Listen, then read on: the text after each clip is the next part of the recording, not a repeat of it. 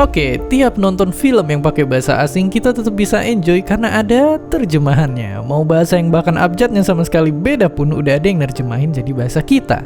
Ini berkat adanya penerjemah-penerjemah yang belajar banyak bahasa.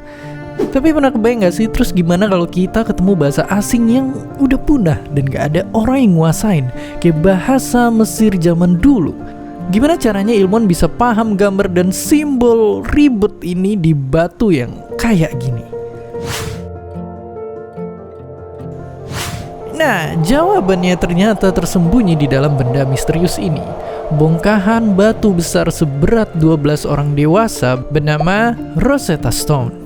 Karena di sini ternyata tertulis catatan-catatan dari 2000 tahun lalu. Waktu batu ini pertama ditemuin, gak ada seorang pun di dunia yang ngerti bahasa Mesir lama. Tapi kemudian dua ilmuwan jenius ini saling bersaing untuk bisa menerjemahkannya. Sampai setelah diteliti bertahun-tahun, barulah akhirnya Eureka. Rahasianya berhasil kita pecahkan dan sisanya adalah sejarah. Tapi sebenarnya kalau digali lebih dalam, gimana prosesnya? Jadi di batu ini ada tulisan dalam 3 jenis naskah sekaligus. Hieroglif yang biasa digunakan untuk ritual keagamaan, naskah demotik, bahasa sehari-hari penduduk saat itu, dan bahasa Yunani kuno. Karena di zaman itu Mesir udah ditaklukkan sama peradaban Yunani. Tapi sebenarnya ternyata ketiga tulisan ini ngebawain pesan yang sama.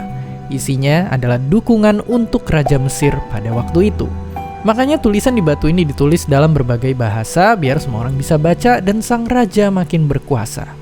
Dan kita bisa mengungkap isinya karena untungnya bahasa Yunani kuno masih dikuasain dua ilmuwan tadi. Makanya dengan dibandingin dan dicocokin, meski sangat lama dan ribet, kita akhirnya sukses nerjemahin hieroglif atau simbolnya kayak di sini. Karena udah tahu satu bahasa, kita jadi ngerti kalau di bahasa lain di sini artinya selamat datang. Dan ya, mecahin rahasia bahasa kuno dengan saling silang antar bahasa gini sebenarnya nggak cuma dipakai untuk hieroglif Mesir aja. Bahasa yang udah punah kayak Persia kuno, Elam, dan Babilonia juga berhasil dipecahkan dengan cara ini. Bahkan kalau dulu kita banting tulang bertahun-tahun untuk nerjemahin satu tulisan, para ahli sekarang udah mulai ngembangin AI untuk di masa depan nerjemahin dan menghidupkan kembali bahasa-bahasa yang udah punah. Jadi ya, lewat tulisan dan bahasa, sejarah berbagai peradaban tersimpan abadi. Kalau sekarang kita nemuin tulisan dan ribuan tahun lalu di atas batu, siapa yang tahu bakal kayak apa sisa-sisa peradaban kita 1000, 2000, 5000 tahun ke depan.